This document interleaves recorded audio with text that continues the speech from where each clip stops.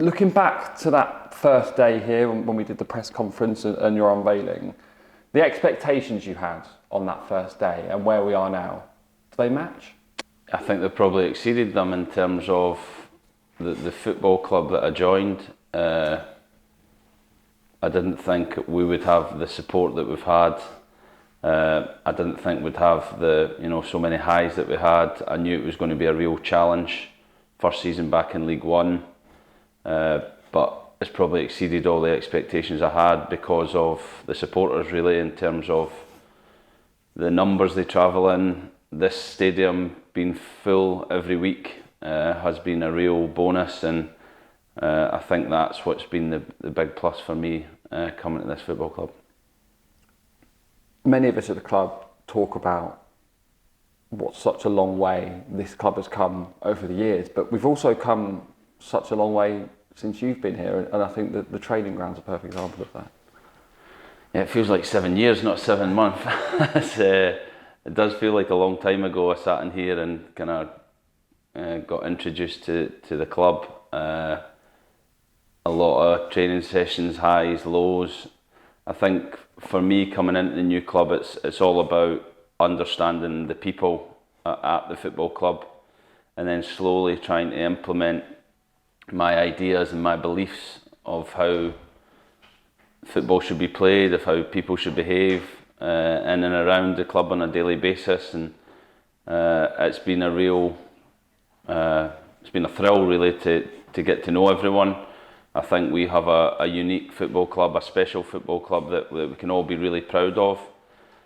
And I think now it's my job to take that club on to another level, to challenge the players, to push the players to be better. I think we have evolved as a football team and how we play. I think there's definitely been a lot of changes within that style of play, but now it's about fine tuning that over pre-season, really putting the demands on the players to be better in every department, and taking that into next season.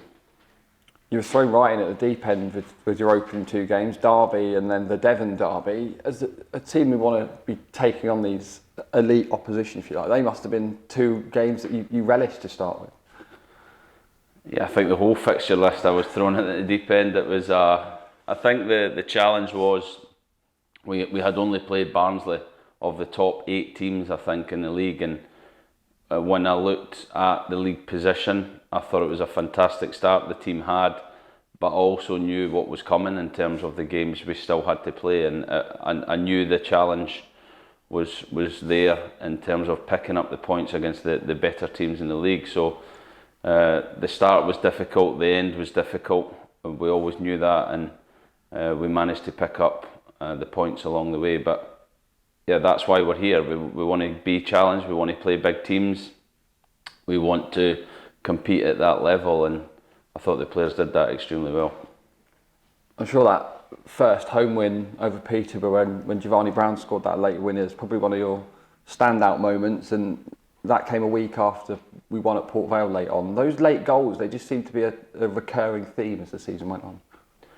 Yeah, I think that's a good thing. I think it's probably 2 things. I think it's fitness levels, where I think when I came into the club, the team was at a good level, but I think we took them on a level in terms of how we train now. I think all the players noticed a difference in the intensity of training and the way we kind of structure the week. I think really improved fitness levels, but also the players' belief and our supporters. I think that is a big thing for scoring late goals as well, and it's every good team I think has to have that ability to never know when it's beat, to always keep fighting right till the very end, and we had that on numerous occasions this season, and we will need it again next season. Looking at January, you brought in 6 players. We often speak about your identity that you're trying to create. Were those 6 players you brought in, did they fit that identity that you wanted to create? Well, some of them spoke the same language as me, so that was a help. But yeah, I think the biggest thing to recruitment for me is knowing the person and knowing as much as you can about the person. So Kevin McDonald I'd played against and didn't know overly well, but I knew of him, and he'd been part of Scotland squads. Demi and James Scott I'd worked with before, and I think when you can get people like that who you know from day one exactly what you're going to get, I think they know me and what I'm trying to do as well, so I think that helps them. And then the other players that we signed, it was about me meeting them or speaking to them on Zooms and trying to get as much background detail as we can about the person, because we want to sign the right characters at this football club. We want people who want to be here, and I think all of them came in and contributed in different ways, and overall it was a really successful January. Form dropped a little in February, but then we picked up that win over Cambridge, coincidentally the same week the training ground opened. So did that feel like, it felt like the whole mood of the club had been lifted by that building opening, and you know the players replicated that on the pitch? Yeah, I think that run in February was really important in terms of how we behaved as coaches, myself, Kev, Perks, the staff. We knew what we were doing in terms of the playing style was evolving at that moment, and we understood why we weren't winning games, and I think that was clear. We obviously communicated that with the players, so they knew they were on the right track. If I think of Shrewsbury here, I thought we were excellent in possession without creating much. There was other games in that where you could see the control of the game was far better. We conceded less goals in that period but struggled to score, and then we started doing a lot of work attacking the box and working on those principles, and when we started doing that, then the performances then turned into wins and more points, which was really pleasing to see. But yeah, I think the training ground felt like a shift in everything about the club. We felt like it was a real change of mindset in terms of the professionalism we could now kind of put on the players in terms of the gym. The nutrition was better, so there was a real shift in how we wanted to be as a football club, and then that coincided with a good run of form as well.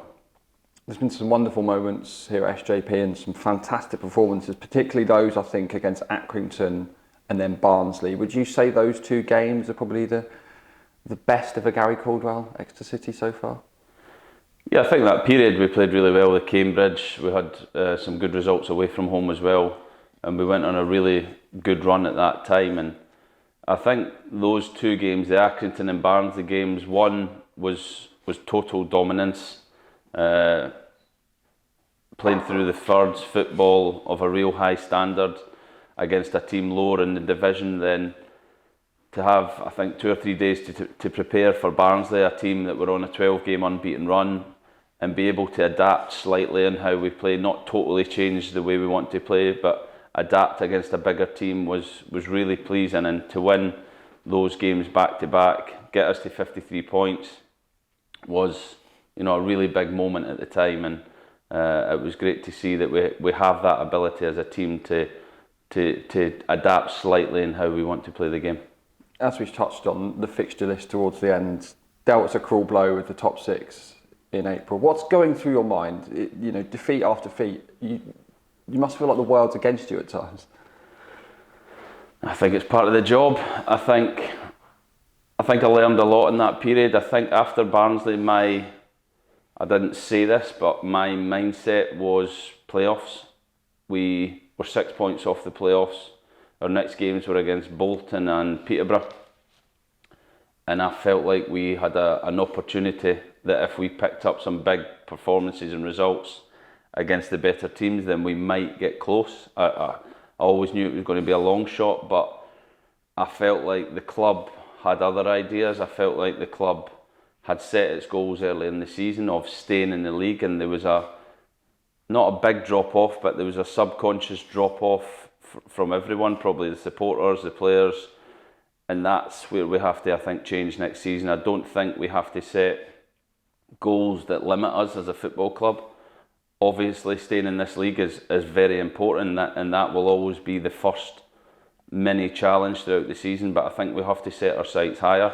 I mean, that run was soon forgotten about on the final day. I mean, it felt like a perfect end to the season, and it felt like perfect closure on sort of Jay Stansfield's journey back with the club as well.